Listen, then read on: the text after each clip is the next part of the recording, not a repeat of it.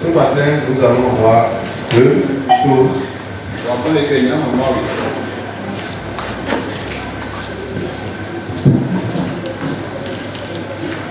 Au moment où on était en train de chanter que la seconde chose est arrivée par la grâce de Dieu.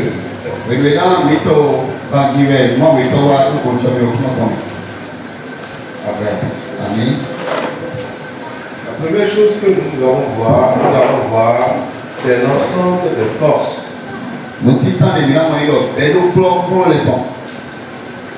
qui peuvent apparemment s'opposer aux chrétiens. Alléluia. Je voudrais que nous, ce matin, que nous échangions. Quand vous avez reçu l'évangile et vous avez accepté le Christ,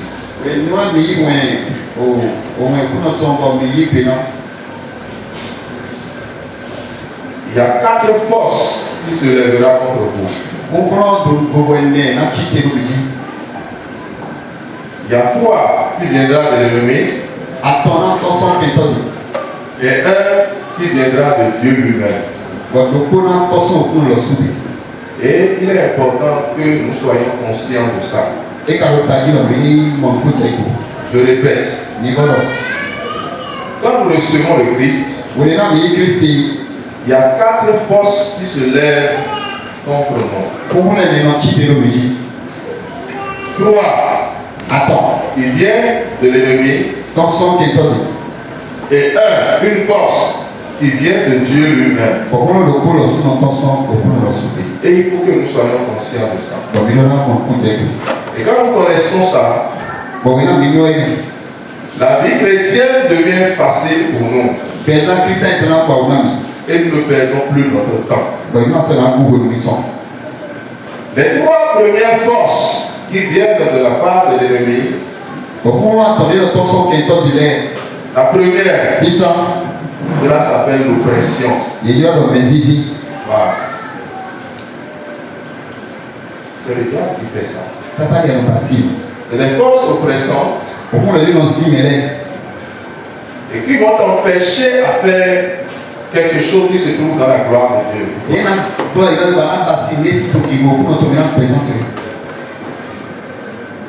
Ça vient de l'ennemi. La deuxième est appelée la possession.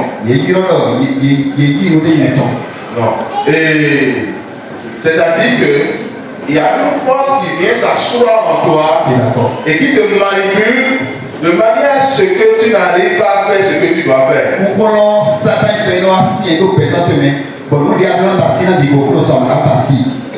Il de rester debout. Voici une chrétienne. Comme tout autre chrétien. Dès que vous recevez le Seigneur, il y a 4 forces qui viendront contre vous et vous devez être conscient de ça. 3 venant de l'ennemi et une force venant de Dieu. Parmi les 3 qui viennent de l'ennemi, il y a la première qu'on appelle l'oppression. Voilà. C'est des forces qui viennent t'oppresser et qui t'empêchent d'être épanoui et de réaliser certaines choses. La deuxième, c'est la possession. C'est qu'il y a une entité qui vient en toi et qui te manipule de manière à ce que tu ne puisses pas réaliser certaines choses. Et la troisième force, c'est la séduction. Amen. Est-ce que quelqu'un m'entend? C'est les 3 principaux forces qui se lèvent contre nous quand on est chrétien. Et chaque fois, quand une force Non, je veux parler du quatrième qui vient de Dieu. C'est appelé les épreuves. C'est les épreuves. C'est que préalablement, Dieu t'a déjà dit certaines choses. Et t'a déjà appris certaines choses. Maintenant, il te met à l'épreuve. Et c'est aussi une force qui se lève. Donc, ça veut dire quoi? En tant qu'un homme debout, quand tu es soumis à une force qui vient vers toi, quand tu constates une force qui se lève contre toi, tu dois pouvoir savoir, est-ce que c'est une épreuve? Or, l'épreuve qui vient de Dieu, c'est que Dieu t'a déjà enseigné quelque chose et il sait que tu connais quelque chose et c'est par rapport à ça qu'il prépare l'épreuve pour voir comment tu vas réagir. Ça, c'est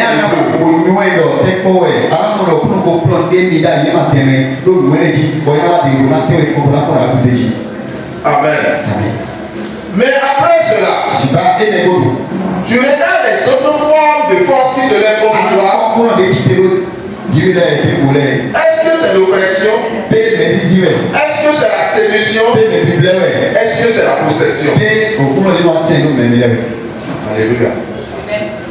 Pour les trois premiers qui viennent, les trois premiers qui viennent de l'ennemi,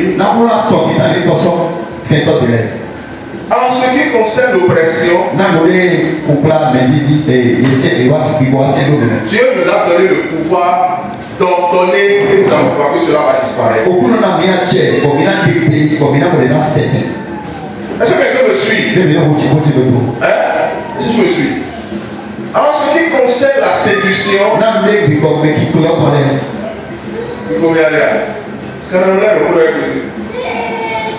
en ce qui concerne la séduction, Dieu a mis en nous. J'ai dit en nous. Premièrement, j'avais parlé de faire quoi?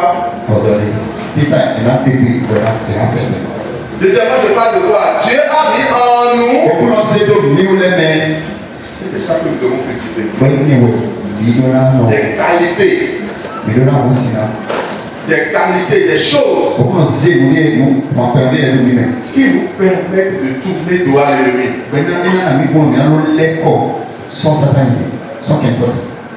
Et c'est là qu'on demande aux chrétiens avec quoi nourrissez-vous votre âme. Ton âme.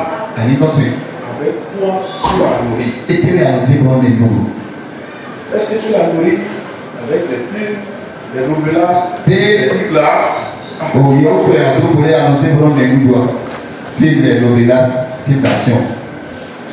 La possession. Ça, c'est le Saint-Esprit qui vient en toi que le chasse.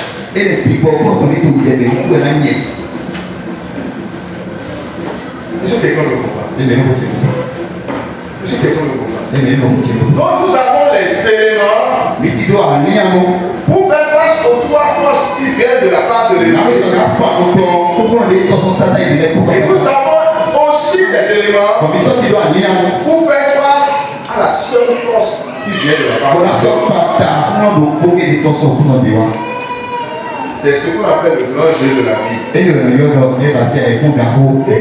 important, chers frères et sœurs dans le Seigneur, que nous ne perdions pas notre temps derrière des choses inutiles et que nous nous concentrons réellement sur ces trois choses-là pour dire que le danger ne viendra que de ces quatre choses-là. Ok, d'accord.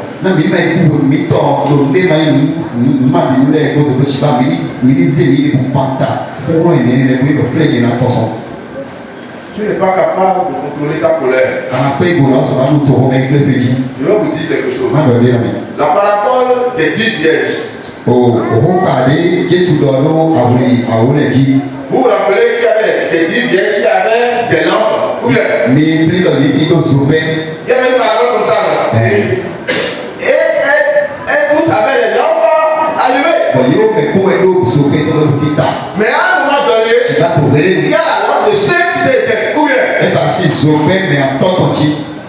Mais est-ce que vous vous êtes posé la question de savoir, l'huile dont on parlait, dont les autres avaient manqué là, est-ce que vous vous êtes posé la question pour savoir de quoi il s'agit? Cette huile là, il s'agit des fruits que le Saint-Esprit porte en vous. Et c'est ça qui va demeurer.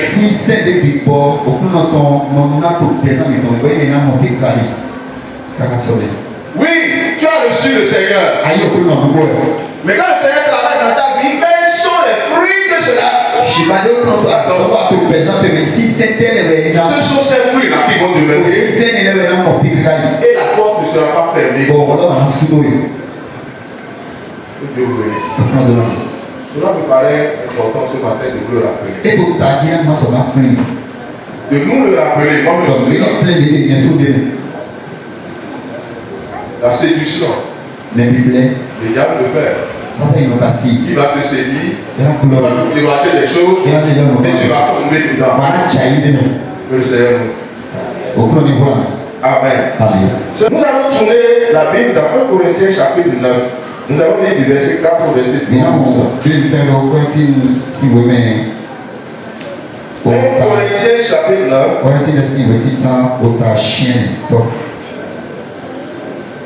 Le verset 4 à 12, si quelqu'un voit que nous avons ici, c'est l'apôtre Paul qui défendait son ministère. Alléluia. Est-ce que quelqu'un me suit?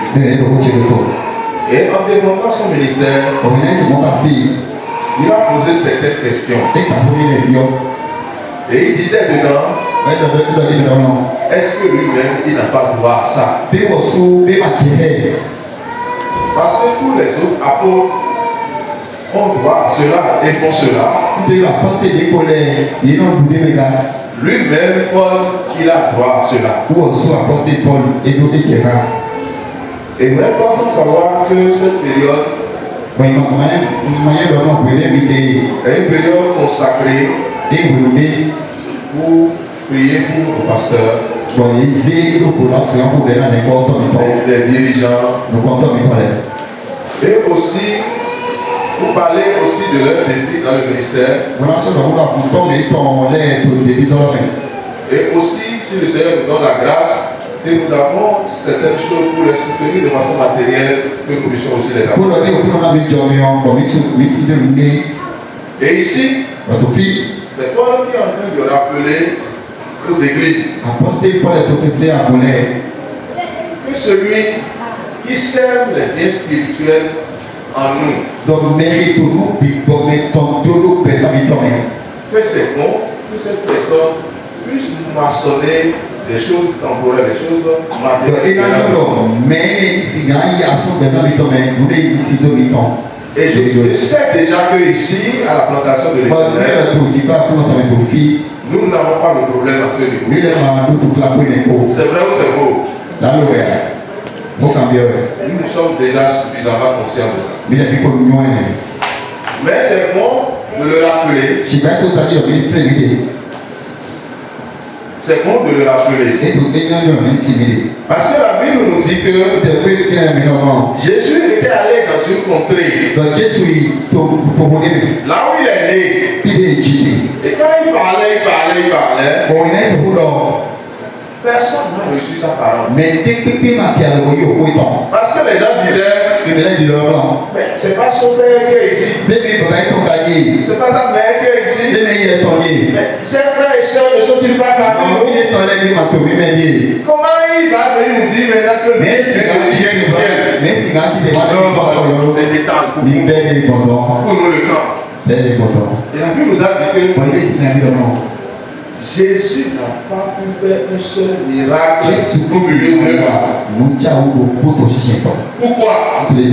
Parce que la parole que Jésus disait, ils n'ont pas foi, ils n'ont pas accepté la parole. Donc c'est bon de le rappeler pour que vos foi reviennent. Et que quand vous l'acceptez, et que vous posez les actes qu'il faut, que des miracles s'opèrent. C'est pour ça qu'il est bon de le rappeler. Paul dit, est-ce que c'est un problème? Tous les autres ont droit à ça. Donc moi-même j'ai droit à ça. Alléluia. Un pasteur ou un dirigeant, ce que nous pouvons faire pour lui faciliter la vie dans l'œuvre, c'est ceci.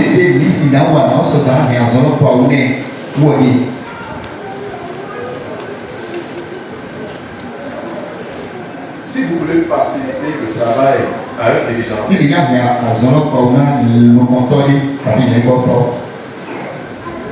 mettez dans votre esprit que vous devez tout faire pour être indépendant de lui spirituellement. Indépendant de lui spirituellement.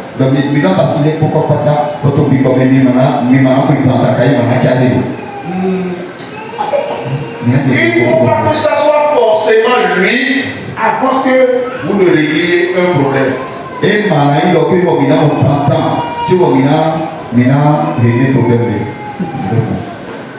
C'est pour cela que Jésus disait, il est bon pour vous tous que moi je m'en aille,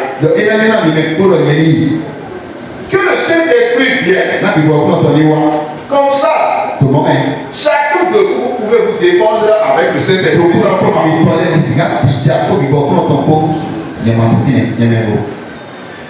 Donc ce que nous devons faire pour aider les dirigeants, c'est de faire ce que les apôtres faisaient dans le livre de Actes chapitre 2, je crois.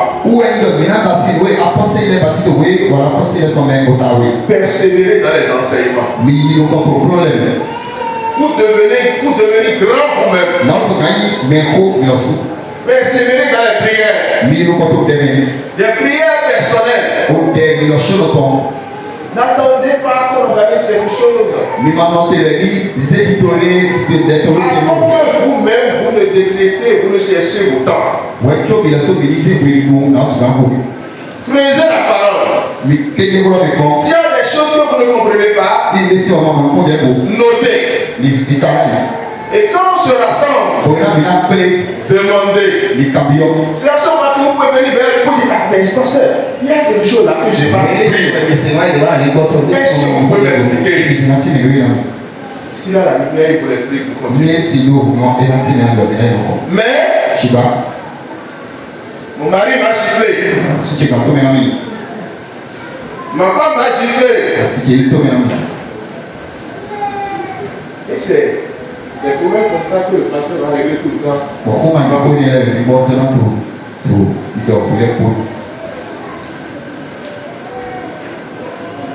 Ah, pasteur,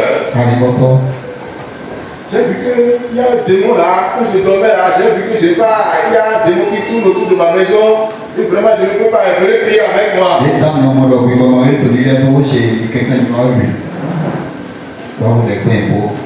Et non. Non. Quand Dieu a créé l'homme dans le jardin d'Éden, il a créé l'homme pour dominer. Et il accorde l'esprit parce que Jésus-Christ est parti maintenant pour que tu domines. En principe, le pasteur ne doit être plus coordonnateur. En principe, le pasteur doit être celui-là qui est là pour apporter des enseignements pour vous édifier, pour que vous vous construisez. En principe, le pasteur doit être là quand les gens viennent nouvellement et qu'ils sont possédés au nom de Jésus, le démon part. Mais toi qui as déjà 2 ans, 3 ans, 10 ans, 20 ans, on va continuer toujours de te supporter. Il est temps que toi tu supportes quelqu'un. Alléluia. Amen. Et quand les biens spirituels, les enseignements sont donnés et sont administrés, les problèmes délicats résolus,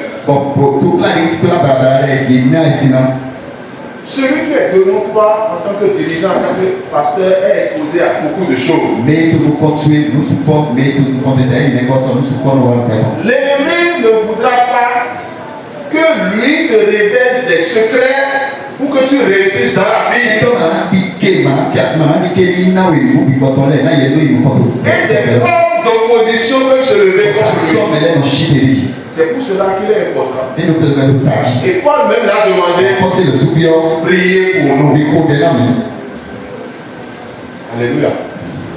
Il n'y a personne qui soit un super pasteur, un super dirigeant, qui n'ait besoin de nos prières. Ce n'est pas possible. L'apôtre Paul, qui avait presque tous les plans, sollicitait encore la prière des siens. Il a besoin de tes prières pour mieux préparer les enseignements, pour mieux préparer les séances de prière, de recevoir les inspirations guidées de la part de Dieu, pour pouvoir vous enseigner, vous diriger. Il a besoin de vos prières. Alléluia. La semaine, il y a 2 jours, vous savez bien, il y a 2 jours, je fais partie d'un club où il faut nommer, il faut élire le président, le futur président. En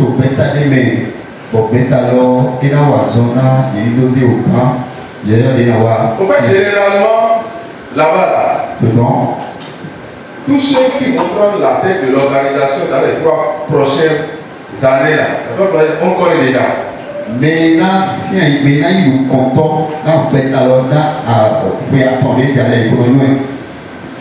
Cette année c'est toi, l'autre c'est toi, l'autre c'est l'autre. Et on connaît, on élit tout le monde. Personne n'est là pour plus d'1 an. Non. Ok, d'accord. Mais et comme je n'étais pas là, il y a quelqu'un qui m'a écrit pour dire, comme tu dois voter là, tu dois donner procuration à l'un d'entre nous pour que la personne vote à ta place. Je vais bien pour ce que je veux dire. C'est ok. Et il a dit, bon, ok. Moi, je te donne ma procuration. Bon, qui sont ceux-là qui veulent être là, qui veulent le poste de président? Et il m'a dit les noms. Il a dit, ok, je donne procuration pour telle personne. Tu veux bien ce que je veux dire? Ok. Mais après, exprès, je vais poser une question. La personne pour laquelle je t'ai donné procuration, tu es sûr que c'est la bonne personne? Tu es sûr que cette personne peut faire l'affaire?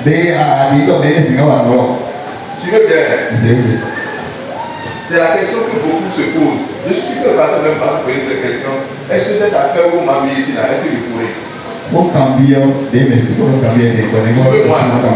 veux m'atteindre. Vous savez la réponse que la personne m'a donnée?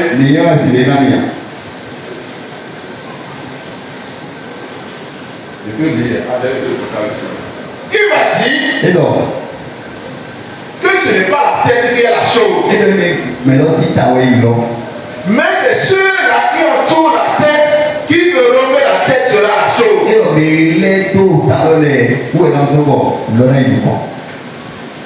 Hein? Les deux là, il est quand même intelligent. Ça veut dire quoi? Celui qui est devant, vous pouvez être un cancre. Mais si vous là, vous êtes bon là, il ne veut pas, il sera modéré.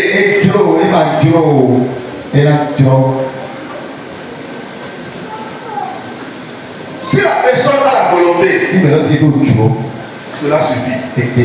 Si la personne peut être malléable, cela suffit. Même s'il ne connaît pas, et si vous connaissez, vous formerez une équipe 40. Qu'est-ce que je veux dire par là? Si toi tu ne pries pas, tu ne fais pas ta part, ça ne réussira pas.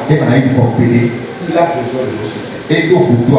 Pas lui forcément, mais n'importe quelle personne que le Seigneur mettra devant nous un jour. La personne a besoin de vos soutiens. Alléluia. Le jour, le pasteur Ballet, je ne sais pas que le pasteur est mec, je pense que ça va commencer. Le pasteur Ballet m'a parlé de son salaire. J'ai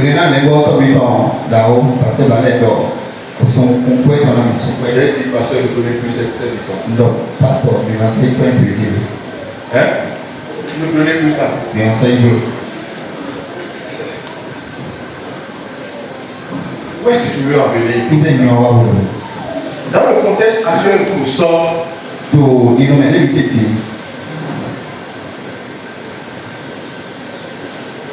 il ne te dira jamais, je ne parle pas du pasteur Balin, je dis le pasteur là, il ne te dira jamais qu'il n'a pas quoi manger en quittant ici.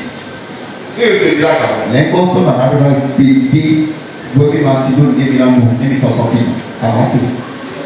Imagine que quand tu as rempli les poches, ou bien tu as un peu que tu peux partager, et que tu n'es pas suffisamment ouvert dans ton esprit.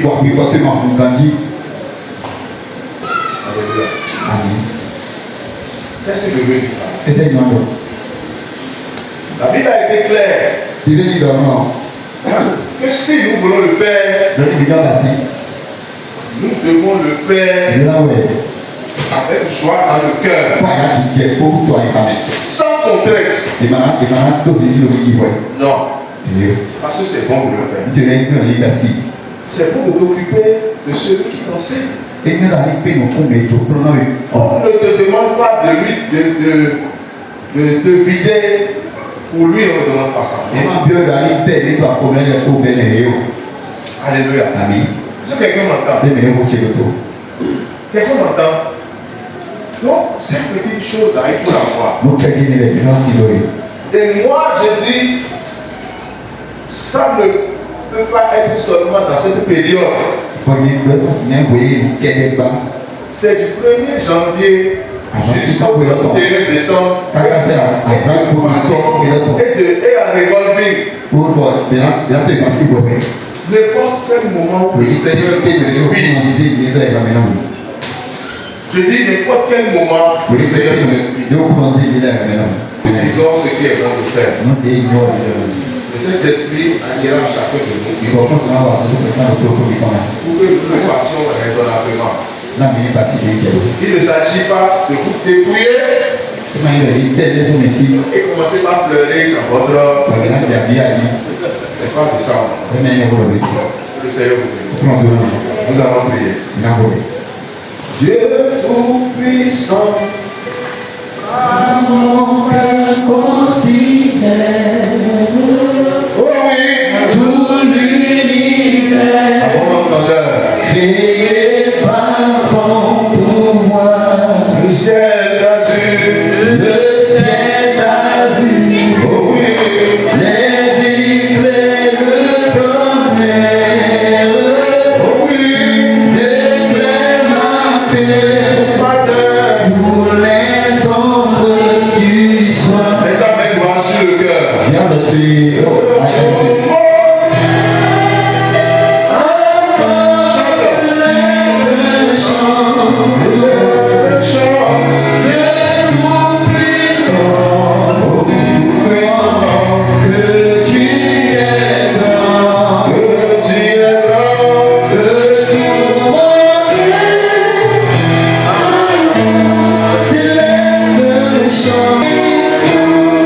Seigneur, nous voulons te bénir ce matin.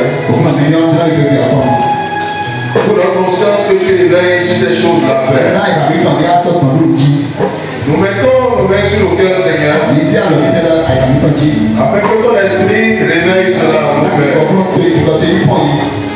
Avec que chaque fois que nous devons agir, donne-nous d'agir au nom de Jésus. Chaque fois que nous devons faire, donne-nous de faire au nom de Jésus. Que ta main repose sur notre vie, Père. Et que ta grâce nous assiste. Car vous servirez l'éternel votre Dieu. Et il bénira vos pères et vos sons. Et